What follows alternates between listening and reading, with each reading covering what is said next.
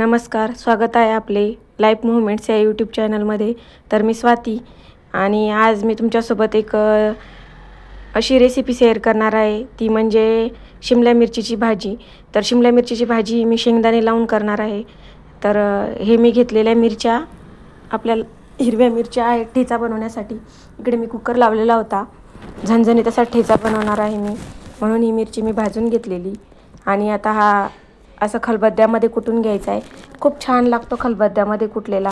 तसा नॉर्मल आपण जर मिक्सरमध्ये काढला ना तर त्याची टेस्ट वेगळी येते आणि याची टेस्ट वेगळी येते. मी लसणला थोडा कट केलेला पीसमध्ये, कारण मोठा मोठा होता तो, मग जसाच तसा असा मोठा मोठा राहतो. आणि हे शेंगदाणे घेतले मी आता त्याच कढईमध्ये भाजायला. कोथिंबीर धुवून घेतलेली ती त्यामध्ये ॲड करणार आहे. आणि तो ठेचा आता मी मीठ टाकणार आता त्यामध्ये चवीनुसार. हे असं मीठ टाकायचं त्यामध्ये. असा एकदम छान लागतो, चविष्ट होतो आणि ठसकेदार. आता हे शेंगदाणे मी भाजून घेतलेले, हे आपण शेंगदाणे शिमला मिरचीमध्ये वापरणार आहोत, पण त्याच कढईमध्ये आता मी भाजून घेतले. हा इकडे मी ठेचा बनवून घेत आहे. तर म्हटलं चला, आज ताज्या हिरव्या मिरच्या आणलेल्या होत्या त्यामुळे मी तो ठेचा बनवून घेत आहे. तर ह्यास आपल्याला ठेचा कुटून घ्यायचा आहे छान खलबत्त्यामध्ये. जिरे ॲड केले मी आणि खलबत्त्यात कुटलेल्याची टेस्ट खूप छान लागते, म्हणून मी असं खलबत्त्यात कुटून दाखवते तुम्हाला. मिक्सरमधल्या बऱ्याच गोष्टी टाळत असते मी, शेंगदाणे वगैरे पण कधी कधी खलबत्त्यामध्ये मूड असला की. साबुदाण्यामध्ये पण छान लागता मूड असला की, म्हणजे आवडतं मला. म्हणून ही शिमला मिरची मी आता कट करणार आहे. लसण आणि कोथिंबीरसुद्धा, कोथिंबीर धुवून घेतलेली शिमला मिरची. आणि मी त्यामधलं जे बी ना ते काढणार आहे, कारण ते बी मी वापरत नाही, यूज करत नाही. तुमची चॉईस. बरेच जणं टाकता किंवा नाही टाकत, पण मी हे बी काढून टाकत असते, कारण ते ना तडतड उडतं. आणि मी पूर्ण तेलामध्ये ही शिमला मिरची बनवणार आहे, पाण्याचा वापर नाही करायचा आहे आपल्याला त्यामुळं. तर हे असं बघा, अशा प्रकारे ती शिमला मिरची आता आपल्याला कट करून घ्यायची आहे. आणि मला ना सारखे हात धुवायची सवय आहे स्वयंपाक करताना. अशी कोणाला आहे ना ती कमेंट करून नक्की सांगा. माझा जो हात पुसण्याचा जो रुमाल असतो ना, नॅपकिन असतो ना, तो सारखा ओला असतो, कारण काही झालं ना मी लगेच बेसिनजवळ जाणार आणि हात धुणार. तर हे बघा, अशा प्रकारे मी मिरची कट करत आहे. अशी छोट्या छोट्या पीसमध्ये मिरची कट करायची, म्हणजे लवकर शिजते ती, एकदम मऊ होते. आणि शिमला मिरची जे आवडत नाही ते सुद्धा अशी बनवली तर खातील. आता शिमला मिरची मी बेसन पीठ लावून सुद्धा बनवत असते. या अगोदर मी तुमच्यासोबत मेथीची रेसिपी शेअर केलेली बेसन पीठ लावून. तशाच प्रकारे मी शिमला मिरची पण बनवत असते. जर तुम्हाला आवडत असेल तर नक्की कमेंट करून सांगा आणि मी तुमच्यासोबत ती रेसिपीसुद्धा शेअर करेन. तर अशाच रेसिपीज तुम्ही सांगा मला, जर आवडत असेल ना तर मी नक्की शेअर करेल बेसन पीठ लावून.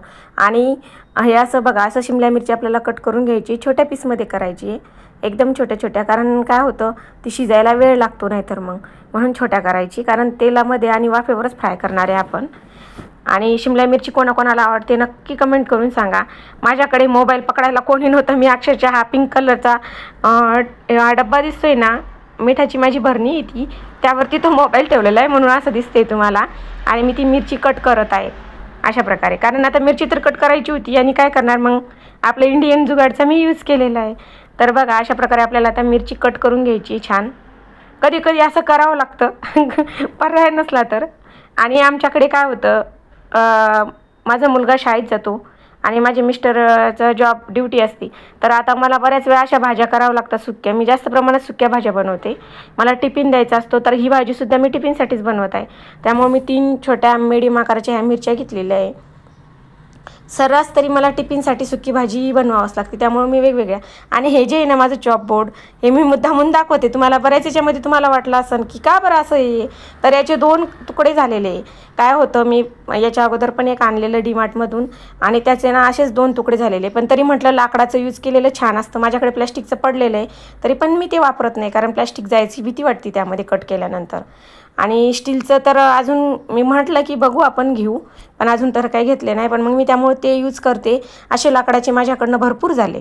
आणि हे बघा, मी कढईमध्ये तेल तापायला ठेवलं, शेंगदाणे बारीक करून घेतले ते आता भाजलेले आपले.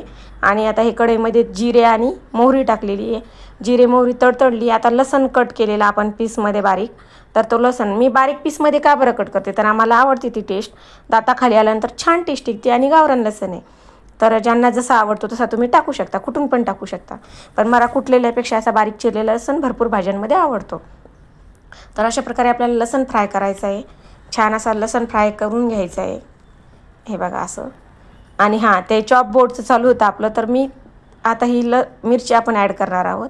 चॉपबोर्डचा विषय होता, तर लाकडाचा चॉपबोर्ड जर असा कुठे बनवून भेटत असेल किंवा असं काही असेल तर नक्की कमेंट करून सांगा, मला घ्यायचा आहे तो. हे बघा अशा प्रकारे, कारण डीमार्टमधले आणलेले बऱ्याच वेळा 2-3 झाले माझे, ते त्याचे डबल पीस होता, दोन्ही साईडला कट होऊन जातं. तर हे अशी आपल्याला मिरची, आता तेलामध्ये आपण काय टाकलं, तेल, जिरे, मोहरी आणि नंतर मिरची ॲड केली. आता टाकतोय आपण चवीनुसार मीठ. चवीनुसार मीठ टाकायचं आहे आपल्याला.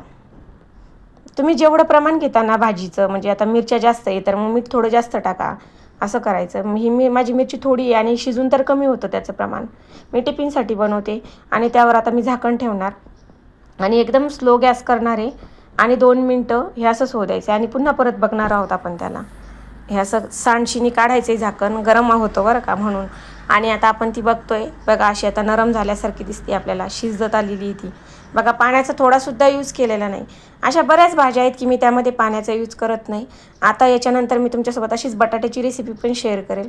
बघा छान, म्हणजे ज्यांना ज्या भाज्या आवडत नाहीत ना त्या अशा भाज्या खातील. शिमला मिरची आम्ही बऱ्याच वेळा टाळायचो खाण्यासाठी, पण आता ना बरंच आवडीनं खातो. मी टिफिनला बनवते, बेसन लावून बनवते, साधी शेंगदाणे लावून बनवते, साधी पण बनवते. अशा ज्या भाज्या आपण खात नाही त्या पण जर अशा वेगवेगळ्या पद्धतीनं बनवल्या का त्या खाल्ल्या जातात आमच्याकडे. मेथी, शिमला मिर्च, बटाटा, पालकचं पण बेसन लावून पालक, अशा वेगवेगळ्या भाज्या करत असते मी. हे बघा असं. तर ही अशी मी शिमला मिरची आता तेलामध्येच ती शिजवून घेत आहे. आता अशी आपली शिजलेली, आता टाकायचं आहे आपल्याला त्यामध्ये लाल तिखट. आणि तेल तापलेलं राहतं, ती भाजी तापलेली राहते आणि नंतर टाकलं ना तर छान त्याचा ठसका वगैरे होत नाही, म्हणून मी नंतर ॲड करत असते शिजल्यानंतर. आता टाकली हळद आपण त्याच्यात. तिखट पण आपल्या आवडीनुसार, कारण मिरची पण तिखट असते थोडीफार, त्यामुळे थोडं कमीच टाकायचं आहे. आणि काय होतं माहिती आहे का, शिमला मिरची झालं, दुसऱ्या पण भाज्या आपण जेव्हा तेलात फ्राय करतो अगोदर, तर मग काय होतं, अगोदर जर तिखट टाकलं ते कढईला लागतं आणि ठसका होतो. त्यामुळे हे नंतर टाकायचं, कारण ते गरम असतं आणि त्यात आपोआप ते फ्राय होऊन जातं नंतर.